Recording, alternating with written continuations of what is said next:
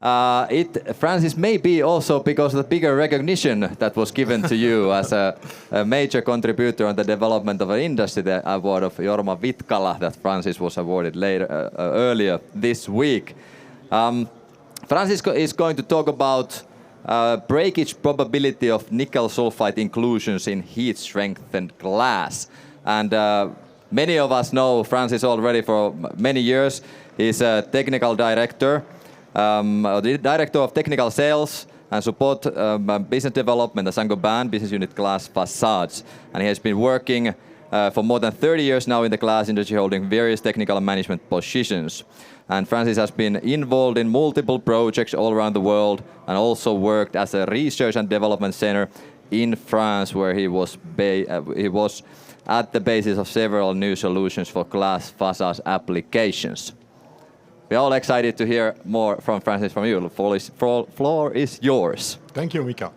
So I noticed there are still certainties in life. Nickel sulfide is still attracting a lot of people. Although it comes back every 2 years during GPD, there's always a talk about nickel sulfide, and it's still, you're still interested in. So let's start. So the title is the breakage probability of nickel sulfide inclusions in heat-strengthened glass. And I think it's particularly the fact that it's in heat-strengthened glass that attracts your attention. It's an article, a work that I have done in collaboration with John Colvin, that many of you know, Andreas Kasper, who's I would say the pope of the nickel sulfide and all the studies around heat soak test. My colleague Frank Rupert, who is a specialist in the laboratory and still very active in standardization. And then myself. So in the agenda, the first part will be for many of you who have been already many times to GPD and who have read articles of Andreas Kasper, will be a repetition, but I need the information then to come to determine, in fact, the breakage probability we have in heat-strengthened glass. So first, short introduction. It started all off in 1961, which was one of the best years, if not the best year in the previous millennium. Guess why? So it was the first time the mechanism of nickel sulfide was detected and was described. So then in the 70s, for a nice project in Germany, so they did a kind of a heat test, which was later on called the heat soak test, and was translated afterwards in the German DIN standard. The German DIN standard, which was used for many, many years, but it was very imprecise. And although the people were doing the heat soak test according to that DIN standard, breakages were still occurring on buildings. Then in the mid-90s, we had to develop a standard from the European Commission. We had to develop a standard. So another point which was important is that the European Commission has said a European standard may not give a competitive advantage to one country. So simply copying the DIN standard and transferring or translate it into a European standard was not possible, it was not acceptable. So we had to start from a blank sheet of paper. And it was the luck for the European standard. So we really started from scratch and started from new. And this is then the standard that you're all familiar with. What's the result of that standard is, according to the latest studies from Andreas Kasper, is that we have, on a statistical basis, and I emphasize the word statistical, is that we can estimate a residual risk of approximately one breakage in 10,000 tons of glass. You will say, okay, in the European standard, it's written 400 tons.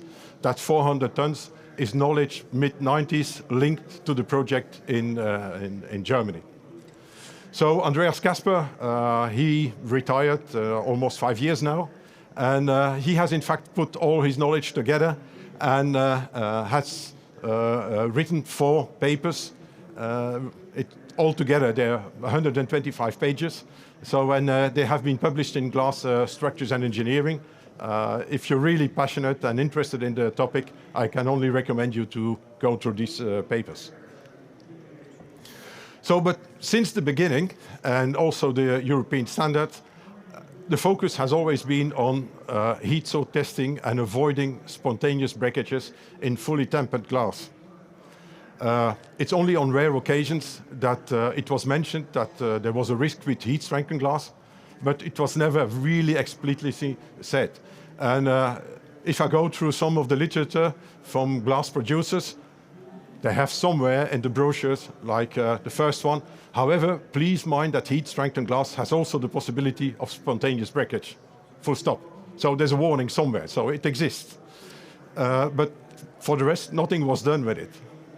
Till, in fact, now in the UK, there was somewhere a paper hanging around where the figure of one breakage in 80 tons of heat strengthened glass came up.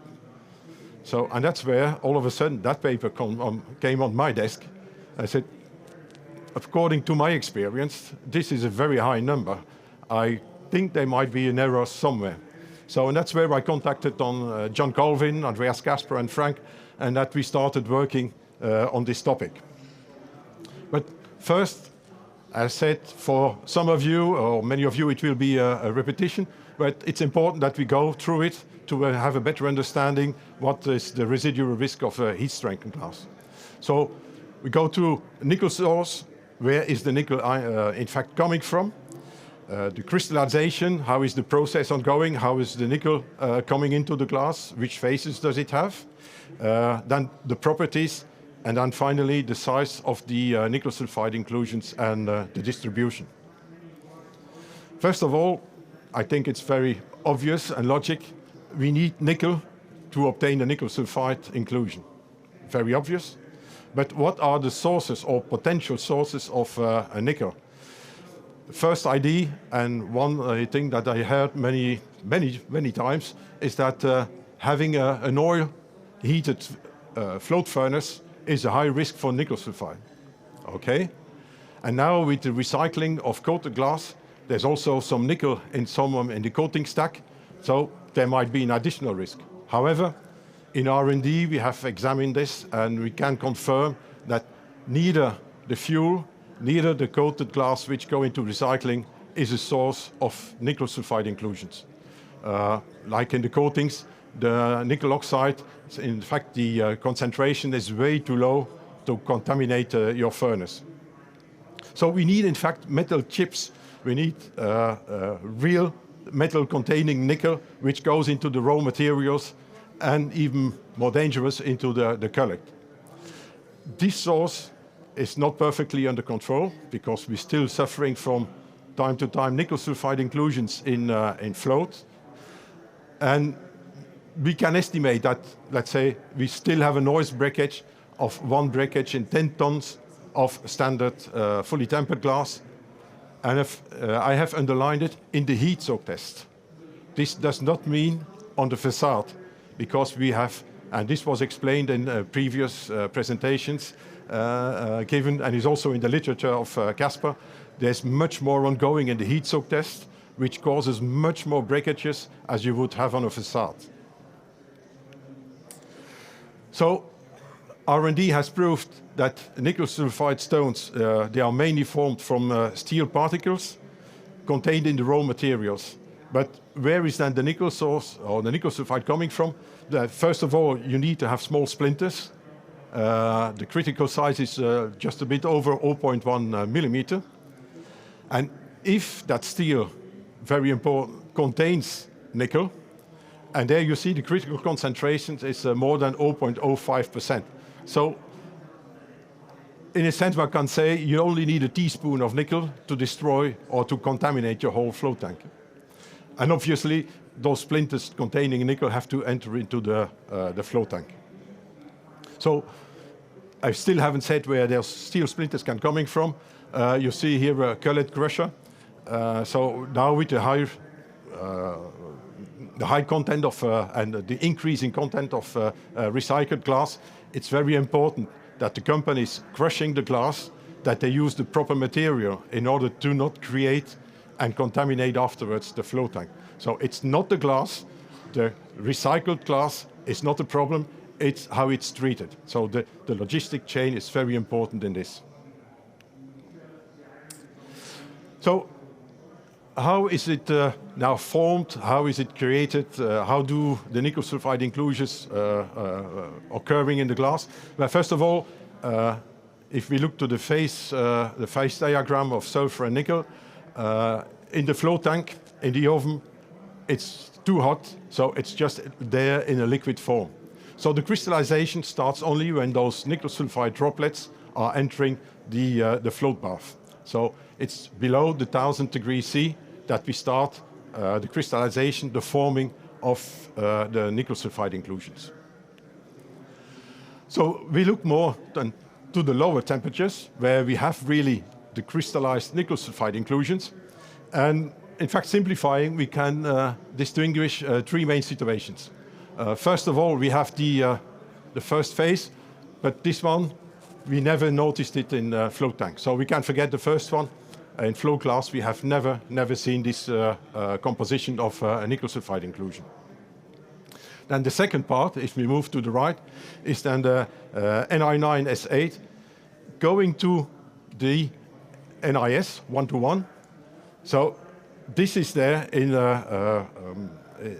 is present, and we will come back to it because it's a very important composition for our test afterwards. And then we have the overstoichiometric. It means we have an excess of sulfur in the nickel sulfide inclusion. And the consequence of the excess of sulfur is that the transformation from the alpha to the beta phase will slow down, and slow down heavily. This is also important to know that mechanism, to remember this mechanism, because I will come back on it. So also important is that only the NIS inclusions in a 1-to-1 proportion is needed to cause the breakage afterwards and to have the transformation. So the NIS 1-to-1, so it can only be formed, this has been determined, if the X liquid is in the range of 0.89 to 1.06. 0.06, when it's going bigger, then you have it's the interior pressure in the nickel sulfide inclusion is too high and it will explode, so it's not there anymore. Then the 0.47 has been determined by Yufsi, Dr. Yufsi.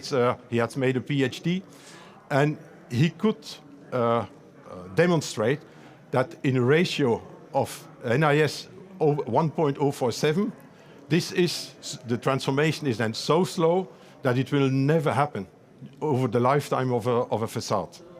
So we have the boundaries in where we can find the nickel sulfide inclusions which are dangerous for spontaneous breakage afterwards or potentially dangerous for breakage in the facade.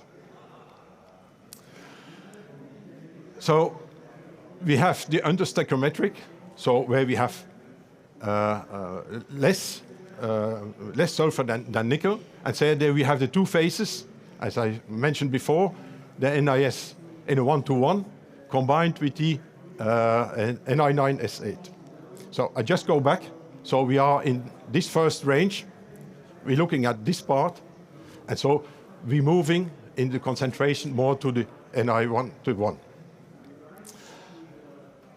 If we are on the right, or the 0.89 concentration, there's hardly any NIS 1-to-1 present in that inclusion. Won't be harmful because in that composition, during the transformation, the expansion coefficient of that nickel sulfide inclusion is such that it will never exert a pressure on the surrounding glass. The more we move to the NIS 1-to-1, the more critical it will become.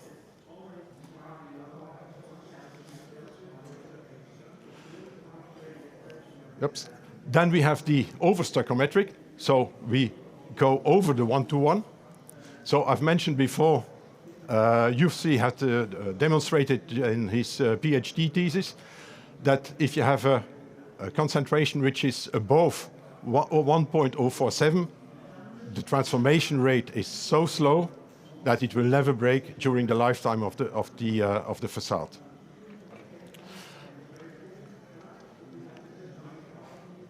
So we see here then the properties of the nickel sulfide inclusions. And you see, very important, the difference, the volume increase at high and ambient temperature. And that's important because at the 290, we are in the heat soak test, you see that the volume increase is much higher than at ambient temperature. So that's why one of the reasons we will have much more breakages during the heat soak test as we would ever experience on the facade. Then the size and the distribution. So work from Dr. Kasper, they have a data set of 140 nickel sulfide inclusions. They could identify this in neon glass. This was a presentation given in the 2017 GPD, so if you go back to the proceedings, you can have the full explanation on this one. And so his observations were that the small inclusions, smaller than 140 micrometer, are more frequent than the big ones. Okay? Very small inclusions, smaller than 50 micrometers, are very rare, or they could not be detected. But we know from his findings that the inclusion should be at least 0.80 or 80 micrometers to cause a breakage on the facade. Inclusions are found everywhere in the glass, so there's no preference in over the spread over the thickness. It's just random everywhere. Although for the bigger ones, we see a gravitational setting. So we see that if you have nickel sulfide inclusions towards the surface of the glass, it will be on the thin side and not on the air side. Yeah, that's the last point. So the physical modeling shows that only medium-sized inclusions arrive in the final glass, because the smallest one, as I said, they decompose quickly or remain undetected. And what I was mentioning before is that the bigger one, they, under its own internal vapor pressure, they explode. They become too big and explode, so they are not present either in the glass. So we can speak that we have between 50 micrometers and 500 micrometers. That's the range where we have the nickel sulfide inclusions that we find in glass.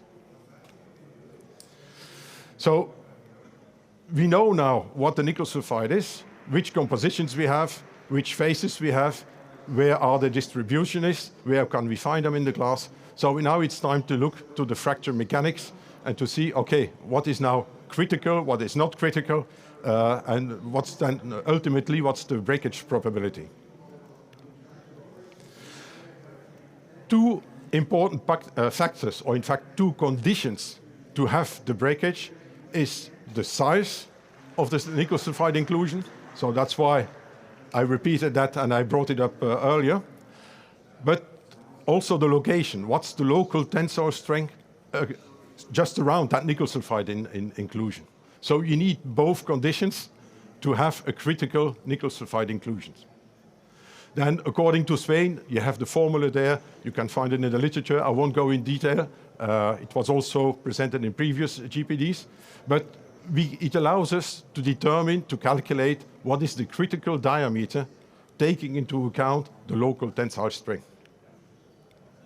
And there we see, for heat-strengthened glass, we have the minimum surface compression and the maximum surface compression, which is determined in the standard.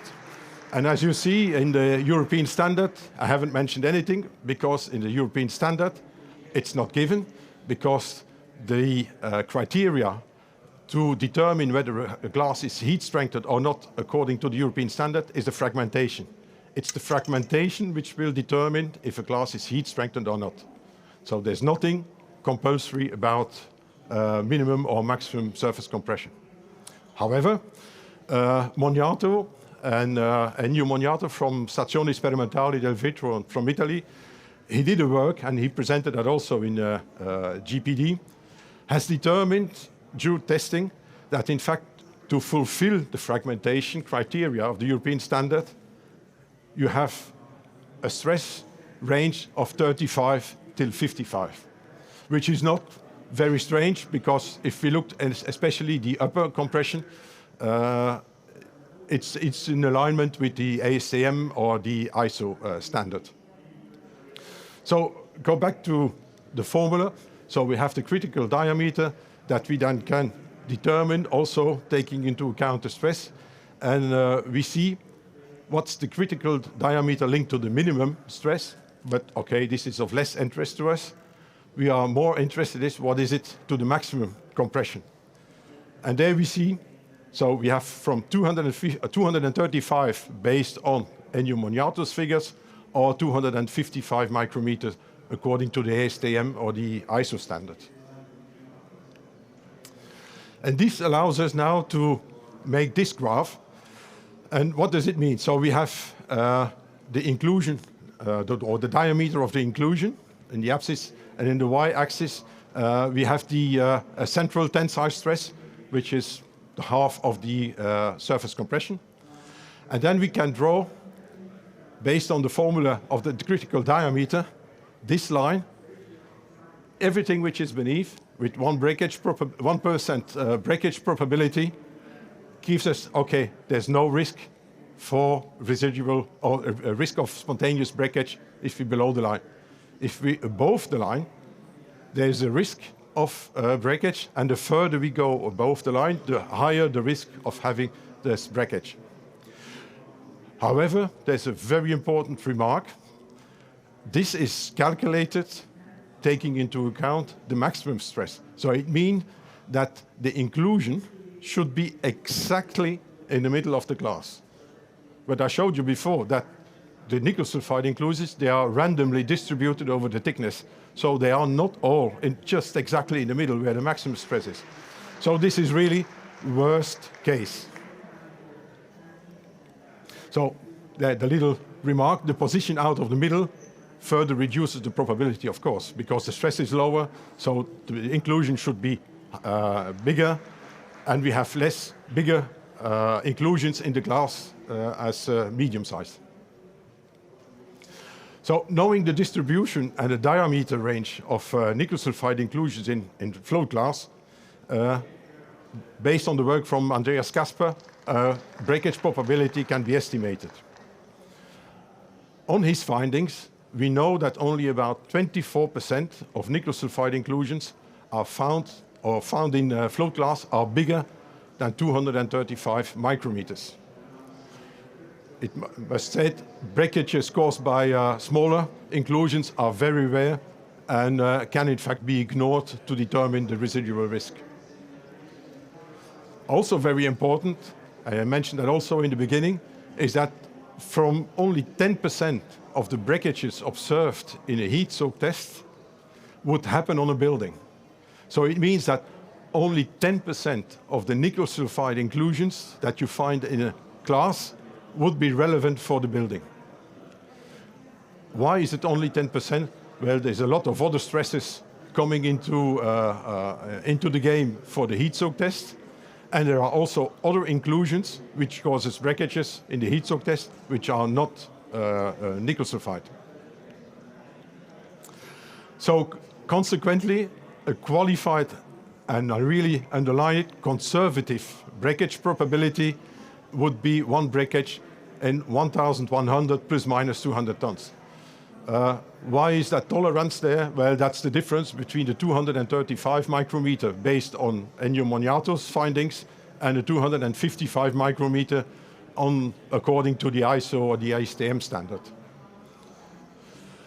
So this is worst case, very conservative.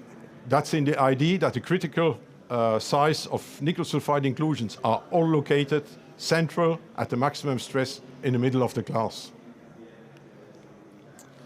How shall we interpret this? And I think this is very important, but too often mistakes are made against this. And that's why I'm really stressed the fact that it's statistics.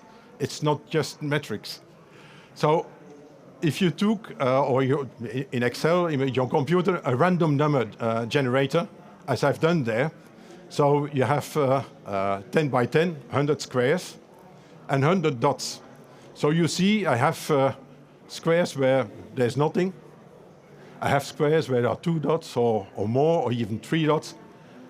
This is statistics. This is random. So it's not because you only have 1,500 tons of glass, you can only have one breakage. So this is very, very important if you do the risk assessment of a facade. This is the residual risk, conservative, but based on a statistical way. So very, very important to take that into account. Don't say, I have 1,100 tons of glass, I will only have one breakage in my facade. This is not correct. For those who have never seen breakage of, so a spontaneous breakage of heat strengthened glass, this is what you find if it's a nickel sulfide causing a breakage in heat strengthened glass. So I've read already many reports and whatever where people say, oh, I don't see a butterfly, so it can't be nickel sulfide. No, the butterfly has to do with the high stress in tempered glass. So as in heat strengthened glass, the stresses are much lower than in fully tempered glass. You won't have a butterfly. Moreover, due to the low stresses, it's very difficult to find the inclusion, to find the origin. If fully tempered glass breaks under nickel sulfide, where you look for the butterfly, you see immediately where the origin of the breakage is. In heat strengthened glass, it's very hard to find, but it exists. So these are real cases from projects where we found nickel sulfide causing breakages in heat strengthened glass. Conclusion.